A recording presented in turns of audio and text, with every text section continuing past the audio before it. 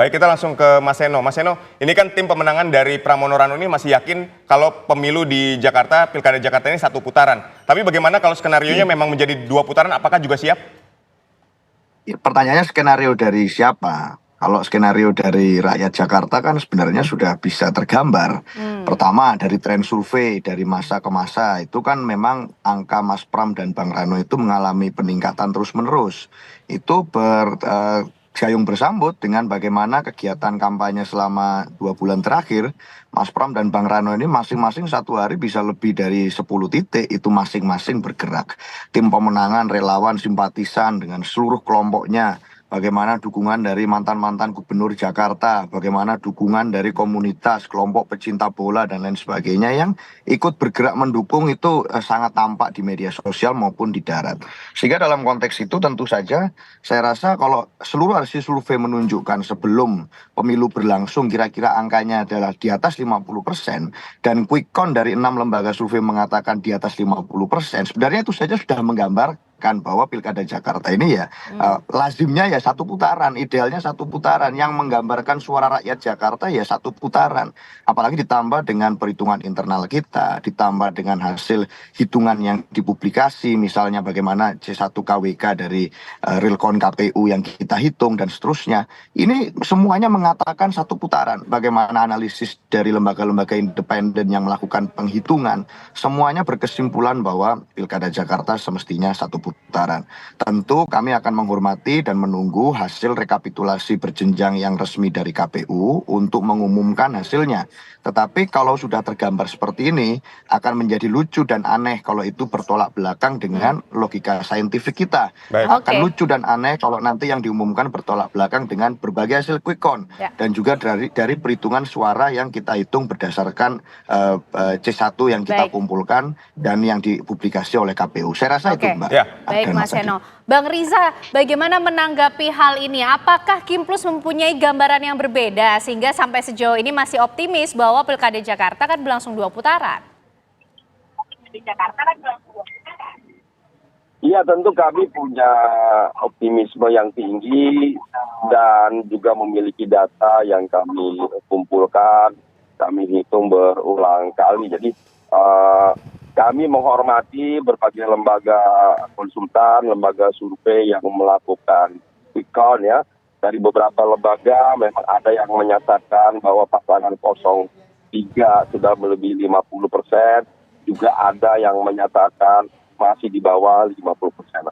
Apapun itu kami menghormati hasil quick count yang disampaikan oleh berbagai lembaga survei, konsultan survei, sekalipun kita semua tahu bahwa itu quick count satu gambaran yang mengambil atau mencuplik dari beberapa data tidak 100%.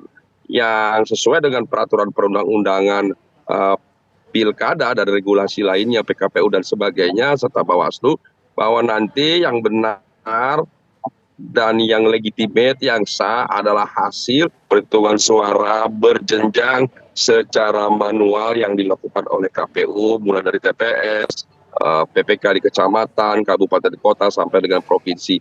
Yang sekarang sedang berlangsung, sudah selesai kemarin di TPS, sekarang mulai hari ini berlangsung di kecamatan atau PPK. Kita tunggu saja hasilnya nanti, kita menghormati lembaga survei, konsultan, kita menghormati KPU, dan itu harapan kami tidak ada satu proses yang mencederai daripada perhitungan suara maupun rekapitulasi, dan kami optimis bahwa pada putaran kedua nanti pasangan Ridho akan menang di Pilkada DKI Jakarta. Baik, kita ke Kang Cecep.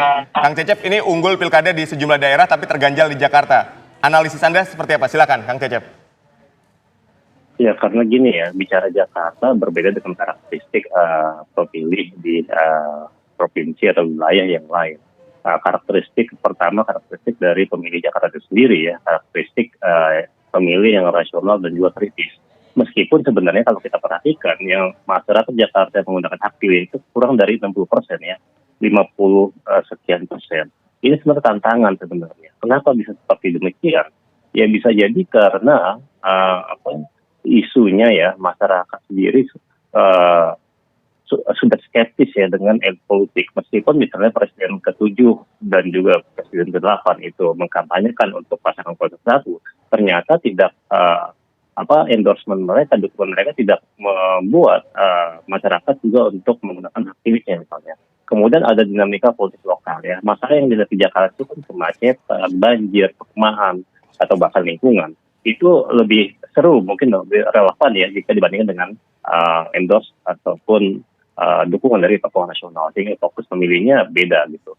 Kemudian hal-hal demikian ya. Kemudian masalah kejenuhan politik juga sebenarnya. Ini kan masyarakat Jakarta terpapar ya dengan intensitas politik nasional ya. Nah ini mereka jenuh misalnya dengan proses politik lokal. Apalagi jika mereka merasa hasilnya tidak perlu signifikan ya bagi kehidupan sehari-hari. Kemudian ya ini yang tadi saya sampaikan bisa rendah juga. Bisa jadi ada kepercayaan yang rendah pada kandidat ya. Pemilih mungkin merasa kandidat yang tersedia tidak cukup mewakili aspirasi mereka. Gitu. Ya, seperti kita tahu bagaimana shiftingnya mantan gubernur yang sebelumnya mungkin berhadapan ya di kemarin ternyata balik badan mendukung kandidat dari gubernur dari partai yang berbeda gitu. Di sini kan itu level elit, level bawahnya melihatnya tentu berbeda. Gitu.